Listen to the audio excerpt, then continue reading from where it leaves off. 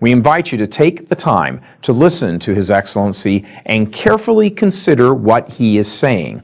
Rarely does a bishop speak as publicly and directly as this. God love you. Do you think there needs to be more effort on the part of faithful Catholics, mostly laity, to keep pointing out, this isn't Catholic, this is going wrong, the education isn't there, there's too many problems in seminary, whatever all of the issues are? I'll put it negatively. If they don't do it, the church is doomed. I've said over again that one of the greatest gifts that John Henry Cardinal Newman gave to my education was when he wrote in the historical tract about the Arian controversy in the 4th century. And Cardinal Newman said that there was a moment in the 4th century when the majority of bishops were either Arian or semi-Arian. And if it wasn't for the Pope and Athanasius, the church would have been ruined. But the Pope and Athanasius enabled at the Council of Nicaea to clearly define the nature of Christ as divine. And that saved the church from total heresy. So it was the census. He said, he wrote that the laity would not hear of the heresy. And in the churches, when an Arian priest or bishop would preach that Jesus Christ was not divine, they would rise up and walk out of the church, or they would shout and create a disturbance in the church. They would shout down the homilist. No, it's not true, you're wrong. So it was the sensus fidelium expressed verbally out loud by the faithful in the 4th century that enabled the Pope and Athanasius to save the church from the majority of bishops. That's what Newman says.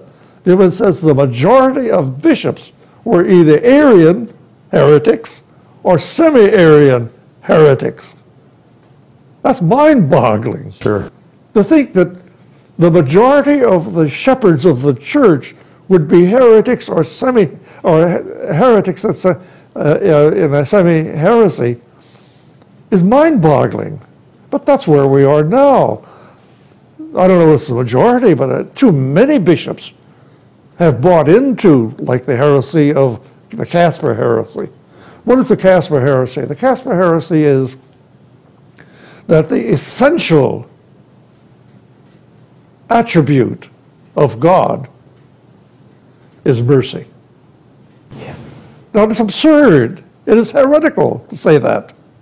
The essential attribute of God is love. It is love that causes the three persons to be God, Father, Son, and Spirit, not mercy. It is impossible for the Father to have mercy on the Son, or the Son to have mercy on the Holy Spirit, or the Holy Spirit to have mercy on the Father and the Son, because mercy implies sin, guilt. So, we are in a crisis now of this year of mercy. We're in a crisis that is comparable to the Arian heresy, which denied the divinity of Christ. For the Casparites to say that the essential attribute of God is mercy, not love, is an out-and-out heresy. You know, St. John says God is love, not God is mercy. No, John says it very plainly. God is love. It doesn't say God is mercy. You got me worked up. Continue. I've already burnt my bridges. No, this is wonderful, Your Excellency, that people can hear all of this. I mean, just that one, I mean, I haven't heard it expressed that way. I mean, that's it. I mean, obviously, as soon as I hear it, I'm like, oh, duh, of course that's true. But it's important that somebody wearing a chain with a zucchetta says, this is the truth. So people can hear this. It's even more important than someone saying this is the truth. We have people saying that. Cardinal Burke, for example. We have people, and Cardinal Pell. They're saying the truth. What's more important at the present moment, in the context of what we were just talking about, is for people in the pew to say, "No, that's not true." It's more important for people in the pew to rise up and say in print, in letters, in phone calls, in email, in person, in interviews.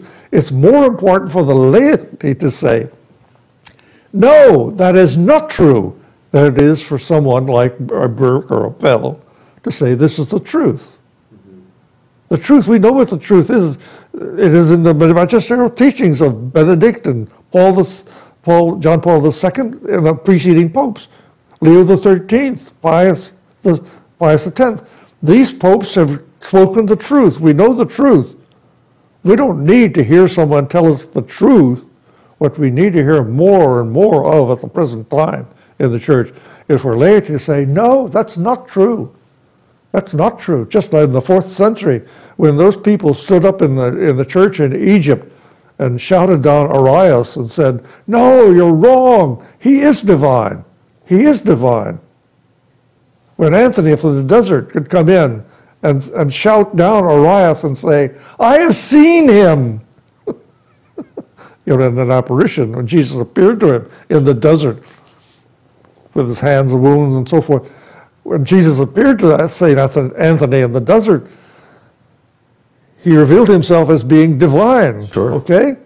So Anthony could shout out in church in Alexandria or Cairo, "No, you're wrong. I have seen him. He is God." That's what we have to do. do Today, people to stand up in their churches and say to the priest, homilist, or to the bishop, homilist, "No, you're wrong. You cannot give Holy Communion to abortionists or to abortion-promoting legislators or to divorce and remarry. You cannot do it. St. Paul says you do not feed the Eucharist to dogs." Okay, you got me worked up again. Are there enough laity who understand this to stand up and say this? We have to help them. That's what Church Militant is doing. You need to help people through the Church Militant to stand up in their pew in their churches and to shout, "Father, you're wrong. That's not true." If enough people do that at Mass, when a priest says something from the pulpit, like gay marriage is okay, it's okay for two men to enter into marriage, someone needs to stand up in the pew and say, "No, you're wrong." Believe me, that'll cause an uproar. The ushers will probably come and get them and usher them out, okay? But it's still the effect has been done. The priest will know better the next time to say from the pulpit that two men can enter into marriage. He'll be apprehensive, be afraid that someone else will stand up and say, "No, you're wrong." What is the single most important thing now? You may have just answered the question, but what is the single most important thing now on a natural level that faithful laity can do, can engage in? I just told you. Challenge. Resist? Do they need to resist? Right now, they're suffering in silence, but they need to object. The laity, the sensus fidelium is that common sense among the laity who have accepted the magisterial teaching of the Church, which is the foundation of their faith. Having accepted that, when they hear something which is contradictory to the magisterial teaching of the Church, the sensus fidelium is an impulse which causes them to speak out and say, "No, that is not true. Don't say that. You can't say that. Stop." That's the sensus fidelium in action. Not to sit and suffer in silence. Gee, that's crazy. That's weird. That's wrong. Speak up. Speak up. Resist. Okay. Object. Object. Getting ready to buy